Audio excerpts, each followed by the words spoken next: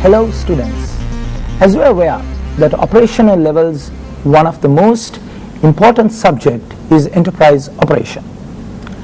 Enterprise operation consists with 5 core subjects which have an equal weightage in the exam. Those 5 subjects are the global business environment, information system, marketing management, human resource management, and operations management. The EU paper consists of 3 main sections, that is section A, which is a MCQ section which consists of 10 questions where 2 marks each, which total weights to 20 marks. Section B is short answered questions which consist of 6 questions which carries 30 marks. Section C have a 50 marks weightage in the exam where 2 questions are tested, both of them are essay type questions. Later in our presentation I will explain the importance, especially on the verbs which are used in the examination, and also how to attempt and how to write an effective answer which will help us to pass the exam. Okay, now let's talk about few main subject areas, and we'll refer certain past paper questions on, especially on section A, B and C, to get a refresh on our past paper knowledge. One of the main important subjects in enterprise operation is marketing. Now let's talk about the definition of marketing. There are plenty of definitions which has been given by different experts as well as institutions. One of the most important definitions which has been given with regard to marketing is by the Chartered Institute of Marketeers. They defined marketing in a very highly sophisticated manner. However, in our presentation I will give it in brief what the definition states. The definition says it's a management process which identifies customer needs and wants, thereafter developing a satisfier which is better than its competitors. While making a profit, this should be done in a socially accepted manner. Let's now identify certain key terms in this definition. That is, number 1, management process. As we know, marketing is part of management. Number 2, identifying customer needs and wants. How a marketer identifies the customer needs and wants? It is through proper market research. After market research, the marketer will develop a satisfier. A satisfier means a product. In other words, it can be a tangible or intangible, such as machineries or services such as banking, aviation services, etc. However, the key word in marketing is better than its competitors. That means every marketer wants their product to be the supreme, their product to be the superior, and they want the customers to be attracted towards their product. The next main concern is they need to make a profit.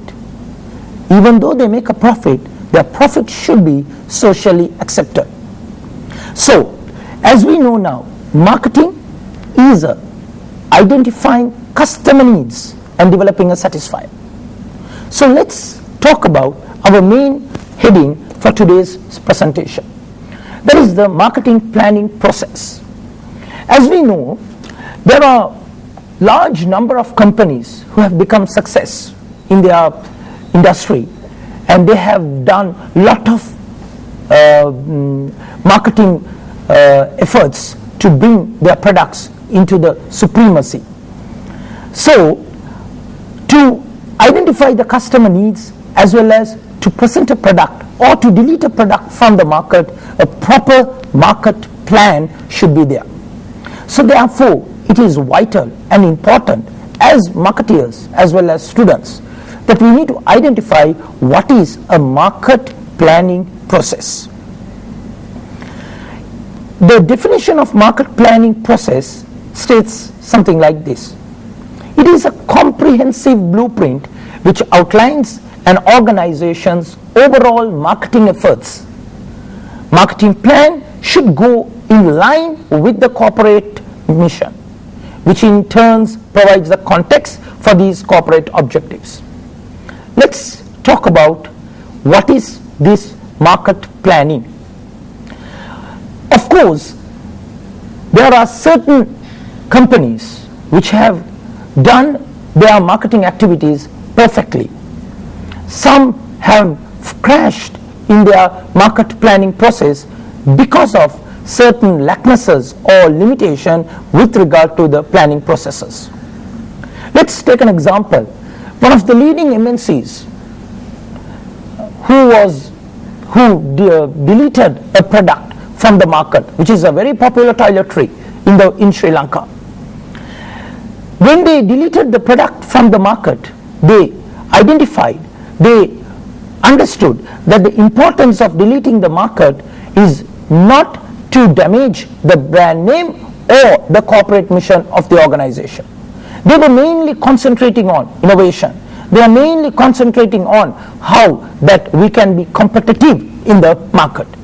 So therefore, before we talk about in depth the market planning process, we should identify one basic thing, that is, market planning process consists of different components. One of the most important component, that is the situation analysis.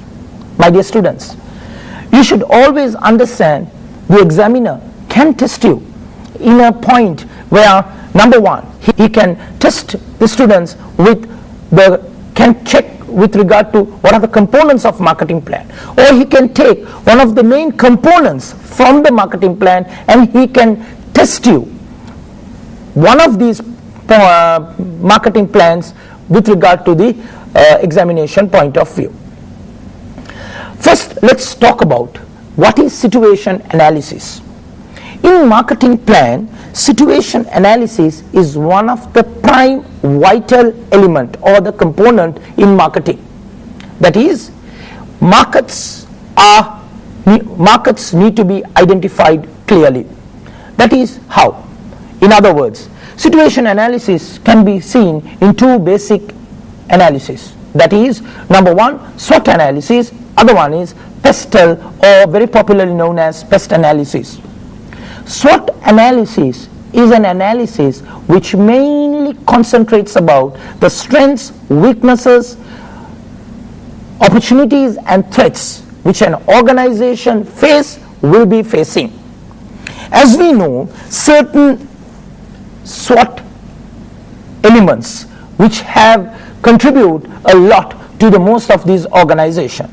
One of the most important element, strength. Example, certain organizations have innovations. They have been established that innovation is one of their prime strength in the organization. Example, in communication industries. Also, there are certain weaknesses certain companies will take place.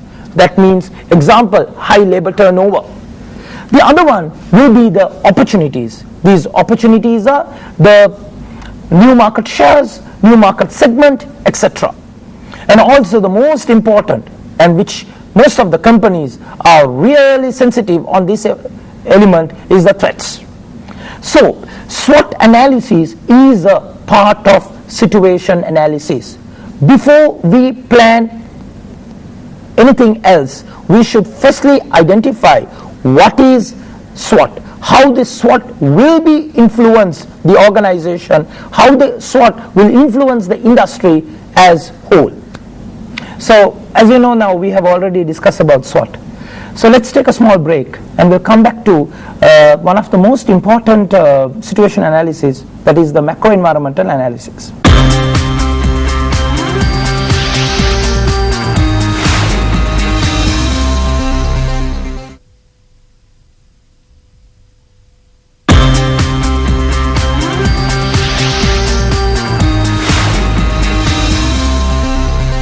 let's talk about one of the most important elements, and most of the experts have discussed about this element in a vital manner.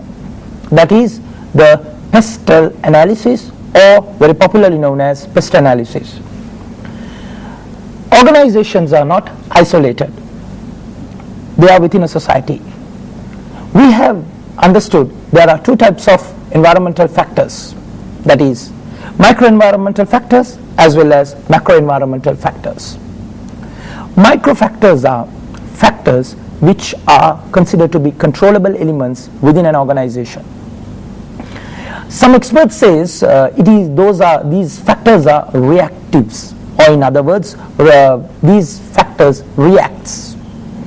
But when it comes to macroenvironmental factors, which are very sensitive, which are very important, as well as uncontrollable factors, that is outside the organization controls. These factors are considered to be proactives, or in other words, proactions. Let's now talk about few of these pest analysis and their importance. In marketing, one of the most important element in planning of market, that is number one, the political environment. This basically refers to local, international government policies, how it will affect my organization or my product.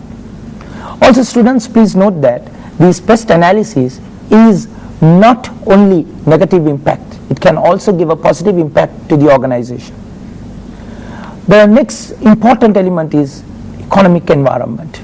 Economic environment mainly concentrates about the economic conditions which pertains within an economy. That is, every economy runs through a business cycle. That is boom, recession, slump and recovery. Situations during boom and growth, businesses, products will do extremely good. However, when it comes to recession and slump, economies are a little bit backward, as well as product demands will come down. The next important element is social factor, in other words, culture. Social elements, deep-seated values, will play a major role when a product is demanded by its consumers. Example, when it comes to developing countries such as Sri Lanka, Africa, India, our demand for certain clothing, demand for certain food items will vary depending on the European culture. Also, the most important vital element is technological. Industries such as communication, computers will face a major problem with these technological elements. The next is legal. Legal environment is law, what the government says, what the government influences, what the government says whether for us to carry out or to stop certain products.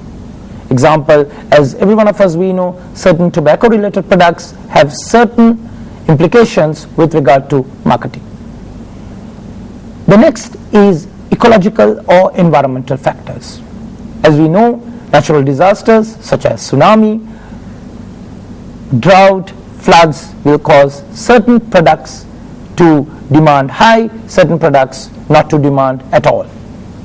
So this is one of the most important two analyses that we have already spoken about under the first component of marketing plan, that is situation analysis. Now let's talk about the second most important element or the component in marketing plan, that is setting the corporate objectives. As we know, when we set up a marketing objective, the marketing objective cannot go beyond, cannot go outside the corporate objective. Corporate objective is basically the mission of the organization. In other words, why organization have been set up. Therefore, it is compulsory, it is important that organization should go in line with the mission statement, and the marketing objectives should be a part of the mission or the corporate objectives. That's the second most important component. The third, which is after we set the first one, the situation analysis, second, the corporate objectives, and third, now we set up our marketing objectives. As we know, any type of objectives, goals or missions, we should go through a very proper analysis or a strategy that is called the SMART analysis, which basically means S for specific. Your objectives should not be vague. Also, your objectives should be measurable. It should be able to be measured quantitatively. The next one is mainly, it's considered to be achievable, or in other words, attainable. We cannot have certain targets which are unachievable or unattainable. Yes, of course, there can be challenging. That is the main reason marketeers prepare a proper marketing plan. The next one will be the realistic. In other words, it should be relevant towards our marketing and marketing objectives, towards our mission. It should be relevant to our mission as a whole, or corporate need to achieve through the marketing objectives, corporate mission should be able to achieve. The last is the time bound.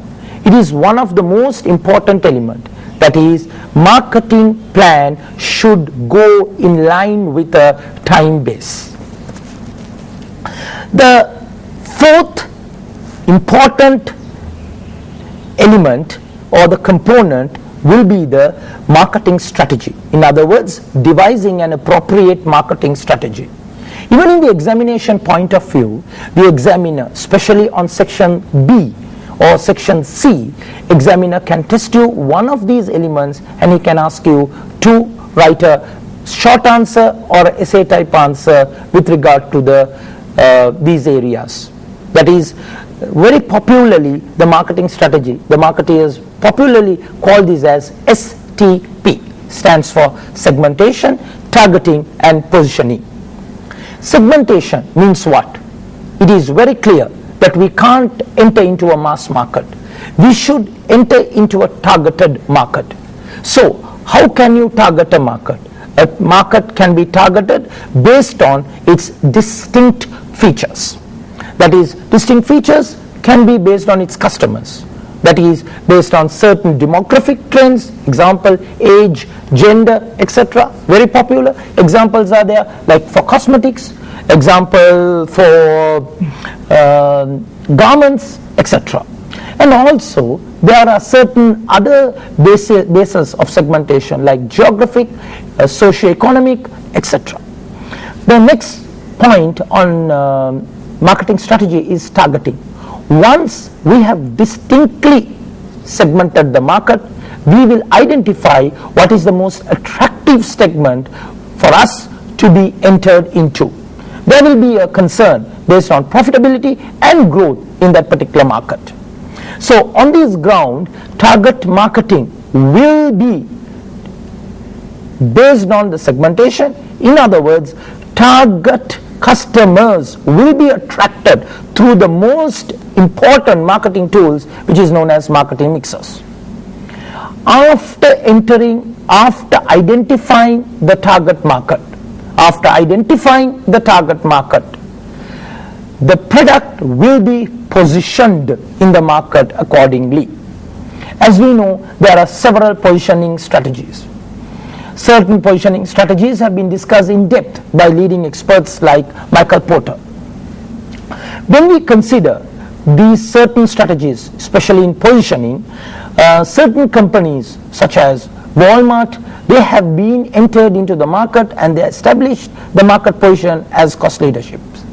In other words, they come into the supermarket chain with regard to the cost effectiveness. And also there are certain products in aviation industry such as Emirates, they come through differentiation. They give a premium product, therefore their differentiation of customers are accordingly categorized. Let's take a small break, and after the break we'll discuss about the most important element in marketing, that is the marketing mix. Hello. So as we know that now we have already spoken about the components of marketing plan. I'll just refresh it again. firstly we were speaking about situation analysis, that is mainly concentrating on SWOT and Pest LGC analysis. And the next we were talking about how to set a corporate objective, and I told you very clearly that the corporate objective should go in line with the mission statement.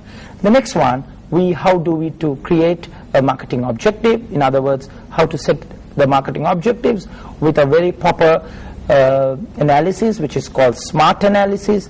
And after that we were speaking about how to devise an appropriate marketing strategy, that is the STP approach, that is segmentation, targeting and positioning. Students, now let's talk about the fifth, the most important element in marketing. It is in the exam, this particular area is mostly tested. It can be tested in section A, section B as well as section C. That is the marketing mix. What is a marketing mix? Several definitions have been given by several experts, including Philip Kotler. The marketing mix is a mixture of several ideas and plans followed by a marketing representative to promote a particular product or brand. As we know, very importantly, that customers identifies your brand, customers comes into your brand due to one of these marketing tools. The most important 4 marketing tools are known as 4Ps, which is called product, price, place and promotion. However, currently with the service sector improving and growing, the 3 extended marketing mixes have been introduced. Those are people, physical, evident, process. Let's talk about the first marketing mix, which is called the product. What is a product? Product is what a good or a service an organization manufactures. They are the end user uses it. As we know very well, there are tangible products as well as intangible products. Tangible products such as machineries, to intangible products such as services. When we consider about product, one of the most important elements in product, it comes under quality. Certain automobile industries, they have gained the competitive advantage based on the quality of its product. Now let's talk about what is price. The word price refers to the buyer pays. In other words, what the buyer is able to be paid for a product or a service. As we know, the price of the product will vary with its elasticity. When it's considered to be elasticity, there are different type of elasticities as we have studied. That is elastic demand products as well as inelastic demand products. Elastic demand products have a very high price sensitivity. In other words, there are a lot of substitutes which will affect the price sensitivity to be practiced in the market. Inelastic demand products, which low or almost no substitutes and also essential products, sometimes will have a very low sensitivity with regard to the product. The third, that's the place, the most important, the products or services which are available. As we know, products or services usually available in a market. In other words, where the buyers and sellers meeting. Markets, there are 2 types. Number 1, physical markets, which is where a market exists, buyer seller meets physically. The next market is the virtual markets. Virtual markets are growing markets. Example eBay, example e-shopping, e-commerce, etc. Through a sophisticated internet, we will be able to identify the customers as well as the customers will identify the buyers accordingly. The next most important is promotion. Promotion means awareness. The consumers should have an awareness with regard to the product, what they are purchasing or what they are consuming. Therefore, organizations spends a large amount of money with regard to their awareness, with regard to their products. Promotion can be done in several ways. Electronic medias, print media, television, radio, word of mouth, which is very powerful, especially for services, advertising, public relations, publicities, etc. Now let's talk about the extended 3 marketing mixes, which is very specifically created for service-oriented organizations. The first is people. People means the individuals who are involved in selling a product. This does not mean the appearance of the person. This always refers to the knowledge, the experience the person has. Also, the next one is the process. Process includes various mechanisms and procedures which help the product finally to reach the customer. Certain organizations have complex, cumbersome procedures and mechanisms which will sometimes lead organizations' products not to be reached easily and smoothly to its customers. Physical evidence is one of the important elements in service-oriented organizations. That's the appearance of staff and the environment. As we know, certain industries such as hotels, example restaurants, the appearance, the physical appearance is one of the most important elements in marketing mixes. The final on the components of marketing plan is the implementation and control. As we know, we have already discussed about the most important elements in marketing plan. Those are situation analysis, set the corporate objectives, set the marketing objectives, devise an appropriate marketing strategy, and after that plan the marketing mix. After doing all these components in an extensive way, let's now finalize the components of marketing plan. That is the implementation and control. All what we have done is it practice accordingly. In other words, everything is implemented according to our ways and means. After implementing, is there a proper way of control? If there are any changes to be done, it should be done accordingly without damaging the overall planning. This means it should not even damage the corporate objectives. So, as we know, the first area in our enterprise operation, that's marketing. Now we have already done a very basic, a very brief explanation with regard to one of the main areas which the examiner can test you, that is the marketing plan. Now let's talk about the past paper, how the examiner have tested in the exam. One of the most important questions in November 2013 section C, he have tested, explain the benefits of developing a marketing plan. In this question, he mainly concentrates about the benefits of marketing plan. As we know very well, there are a lot of benefits when you prepare a marketing plan. Number one, it's a longer term aspiration. This mainly means that every organizations are set up for a longer term achievements such as profit maximization, quality focused products, market share, etc. Second, adopting strategic approach. This mainly refers to certain markets are there in a very highly vulnerable environment. Therefore, these markets should identify its goals very clearly, specifically. Certain marketing environments changing, sometimes your strategic approaches should change but do not damage your overall objectives. Next is the reduces the impact of change. In other words, the marketing plan should always identify and understand its environmental issues and how to overcome. Certain environmental issues are reactives, certain environmental issues are proactives, as we have studied under the Pest analysis. The next one, provide a direction. Its plan gives a direction, there is no doubt. It will educate the marketeers, it will educate the researchers where the company needs to go and how to achieve the marketing mission accordingly. The next one is, it is a controllable tool. In other words, planning is control. In other words, it gives a foundation for control. That means if the plannings are not achieved, if it is going beyond its limitations, then the controls should be done accordingly. Example, audit controls are a good example for these areas.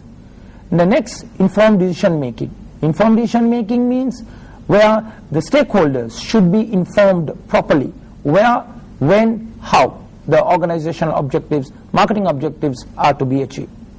Finally, the coordinate efforts company-wide. In other words, as we know, marketing is not isolated. It works with other functions in the organization, such as finance, such as operations, such as top management, etc. So all of them need to work accordingly to achieve the organization objectives. Establish new ethos, in other words, that it should bring a new culture into the organization. Planning will introduce a new culture. Planning will introduce how the organization will achieve its objectives smoothly without any confusions. Coordinate efforts company-wide is the next point. Where marketing is not isolated. It works with other functions such as HR, accountancy, or finance, in other words, operations. All these functions work together to achieve the overall objective of the organization. Therefore, when marketing plan is prepared, these few functions, few departments will also help the marketing plan to be fruitful. The last one is establish a new ethos. As we know very well, customer-led marketing is most popular right now. So therefore, whatever we do, whatever the plans we prepare, it should be according to the customer-centered, customer-led. So now, as you know very well, this is just a one past paper question. Students, you should always understand there are certain areas, popular areas, where the examiner have tested, and the advice which I can give you is, please go through the past papers with his suggested answers, formulate the answer, and you also try one or two questions in your own capacity. With this, I conclude the marketing area, and after this break, we'll come back to HR and we'll discuss more on the HR issues. Welcome. Hi students. Let's now discuss about another important area in EU, that's the motivational theories and the human resource management. Before we discuss about the motivational theories, the experts, their contributions, examination view, etc., let's talk what is human resource management. Human resource management can be broadly defined as a strategic approach to acquire, develop, manage, motivate organization's key resource. Here, key resource refers to the employees. As we know, an organization consists of three basic levels. In other words, we call it as the hierarchy. The first is known as the strategic level, second is the tactical level, and third is the operational level. Strategic level mainly concentrates on planning, top level planning, understanding about the organization mission, etc. So, human resource management is considered to be a strategic approach. That means it's a top level planning approach. As we know very well, there are three types of resources in any type of organization: physical, financial, and the third, the most important resource, is the human resource. When we are concentrating about human resource, one of the most important element is acquiring. Acquiring refers to select the right person to the right job at the right time, at the right cost. And also, the person who had been selected need to be developed through a proper training, proper development, etc. The next important is managing. This can be part of control. And the next is motivation. This refers to the rewards what an employee wants. In most of the situation, employees work in an organization to achieve certain of their personal objectives. However, it is a general rule. When we concentrate about human resource management, the most important, but in the definition we have not mentioned, that is the retention. We should be able to retain the most key employees into our organization. Certain key employees leaving the organization have a huge threat to the organization. This is a very popular model which have been developed by an expert in human resource management. They very clearly explain this particular approach as a human resource model, and the first they say you need to select the correct person to the correct job at the correct cost, at the correct time, at the correct place. That's selection. The next, the persons who have been selected need to be allowed to perform. Once they perform, their performance need to be appraised, in other words evaluated. Through evaluation we will be identifying two basic elements, that is, how much do we need to reward them, in other words how do we need to motivate them further to increase their productivity, and the other one, are they up to the standard? If they are not, or if we need to increase further their productivity, what type of training and development we should give. As we know, there are feedback arrows, that is, training and development and rewards will give an impact to the performance later. However, certain training and development performance not increase, the selection element back again will come into force. So before we talk about anything else, now let's talk about what is motivation. The word motivation derives from the word motive. The word motivation derives from the word motive. A motive is a need or a driving force within a person. Motivation concerns with why people do or refrain from doing things. In certain situation, there are certain people, they want to do certain things. Example, why do I work? Why do I study? In certain situation, certain people refrain from doing things. Example, why don't I smoke? Why don't I bribe? Etc. So, when we try to talk about motivation, initially, firstly, you need to identify your motive. In other words, why do I need to do this? In other words, the needs. Thereafter, after you have your needs, you select your behavior. Your behaviors are based on your characteristics. Characteristics, there are two types of characteristics are there. In other words, number one, inherited characteristics. Number two is learned characteristics. Inherited characteristics are characteristics which are within your genes, within your blood, which is coming from your forefathers. The learned characteristics, very specifically your perceptions, your attitude, your personalities will influence your selected behaviors. The next, once you select your behavior, appropriate behavior, you will be able to achieve your goals or desired end accordingly. These desired ends will be either tangible or intangible. Example, if a person who wants to earn more salary, if a person who wants to earn more money, he works towards earning more, will be a tangible end.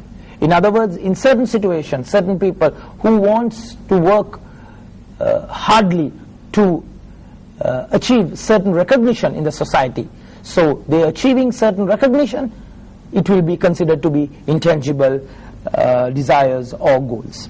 Now let's talk about what are these motivational theories. There are several types of motivational theories. Also, students, you should always understand, in HR section, examiner is very clever to check section A, section B, section C. All three of these sections, these motivational theory related questions. As we know, motivational theories have been developed by various types of experts in motivation.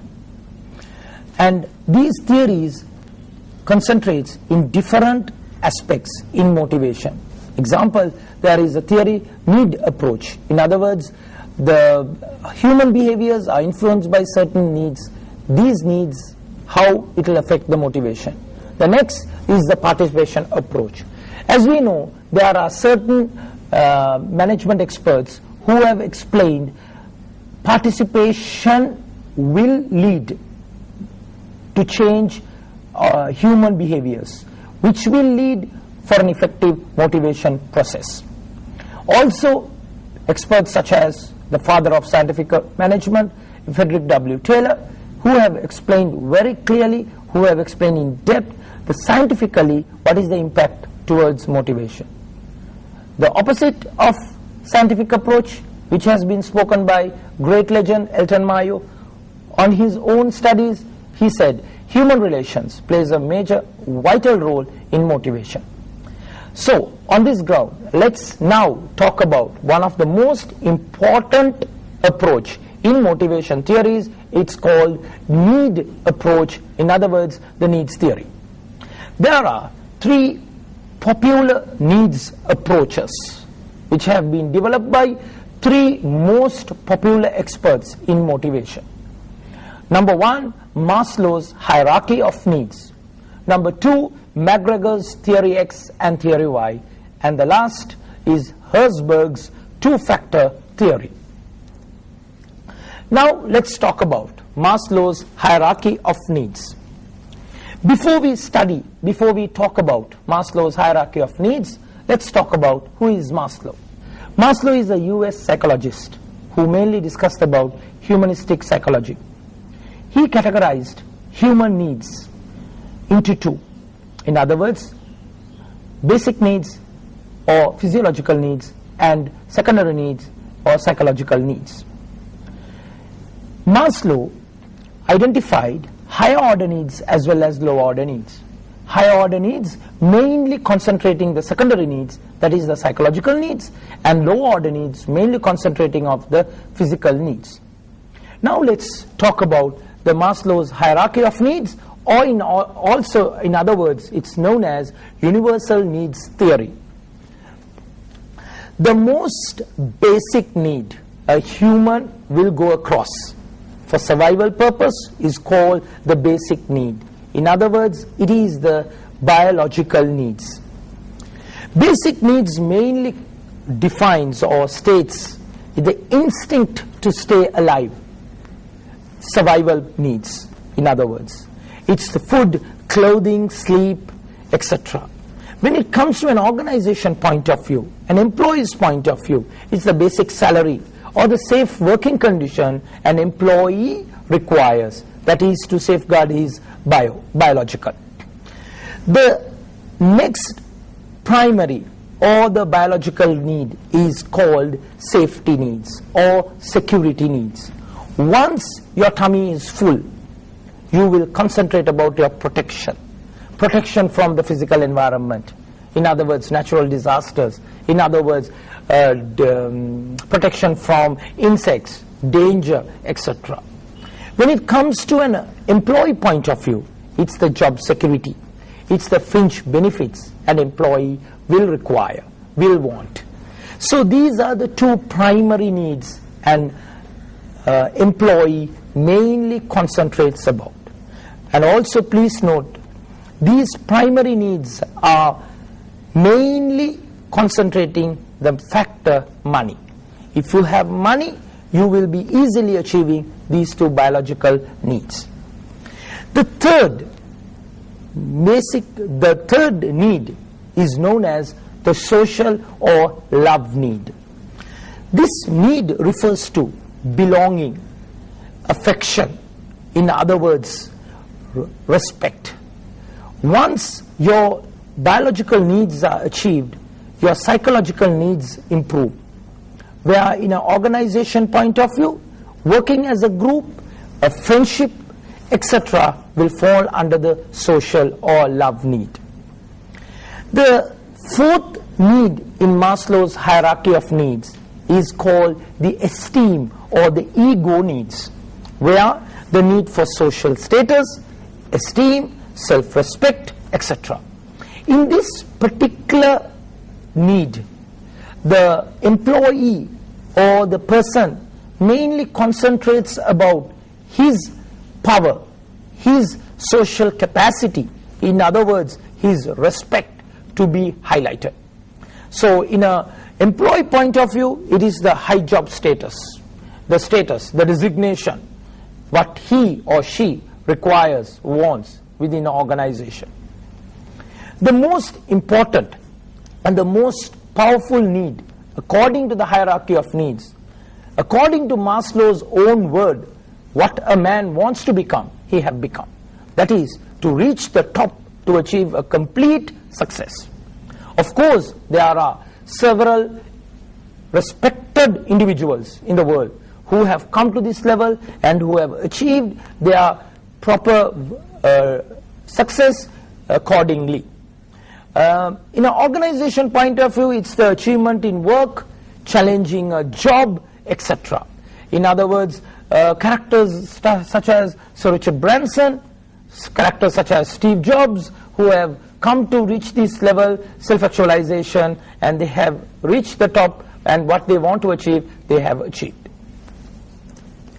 Now, let's talk about McGregors Theory X and Theory Y. Douglas McGregor very clearly identified human behavior into two different, or in other words, two opposed ways. That is, one set of people are lazy, grasping, coerced, do not like to take responsibilities, etc. In other words, the negative side of human. The next theory, he basically refers to the positive side of the human. In other words, human is energetic. Human have reservoirs of imaginations. Human would like to take responsibilities, etc. So, the two opposed sets of assumptions, that is Theory X and Theory Y, has been developed by Douglas McGregor. Douglas McGregor, in his Theory X, very clearly explains point number one: people dislike work and responsibility. They do not want to take responsibility. They think work is some kind of a troublesome. Also, he very clearly identified people must be coerced. People must be used of force to get work from the others. In other words, the individuals need to be forced to do certain tasks within the capacities. In other words, in certain situations we call it as characteristic approach. Also, in most of the situations in Theory X, it is very clearly stated that subordinates need to be directed. That means in certain situations the subordinates do not think or do not have a self-controlled or self-directed motive. They always think their superior or superiors should motivate them, superiors should direct them what to do, what not to do. It's in simple, in other words, we call it as, it's kind of a spoon feeding. And also, with all these three types of features will lead them to avoid responsibilities. They do not like to take responsibilities. Much as possible, they'll avoid responsibilities, or they will try to pass the responsibility to another person. With all these elements, these individuals do not have a specific stern ambition in their life. So as we know, Theory X talks mainly about the negative side of the human. However, after certain critics, McGregor developed the Theory Y. Theory Y mainly concentrates about the opposite end of Theory X. In this theory, Douglas McGregor clearly identifies human would like to take responsibilities, human is energetic, they work for self-satisfaction, etc. So on this ground, let's talk about few features, main features with regard to Theory Y. That's number one: physical and mental effort in work is as natural as play or rest. That means human put their fullest effort to do their job perfectly. The next, human effort on a job is for self-satisfaction. They love job, they love to work, they want to achieve certain objectives in their personal life through a job satisfaction, through a proper job. The next is the most important element. Unlike in the Theory X, the Theory Y employees are self-directed and self-controlled. Less controls are required. There is less characteristic approach need to be utilized. In other words, it's very clearly stated that employees have reservoirs of imaginations. They come with different types of imagination, decisions which will help the organizations to achieve their objectives smoothly. And finally, they work as they enjoy. In other words, they love to learn, they love to work, they love to seek responsibilities overall. Students, we have already now discussed about McGregor's Theory X and Theory Y along with Maslow's hierarchy of needs. We'll wrap up the first session, and the next session we'll start up with Frederick Herzberg's two-factor theory, and also with operations management certain areas. Until then, thank you and goodbye.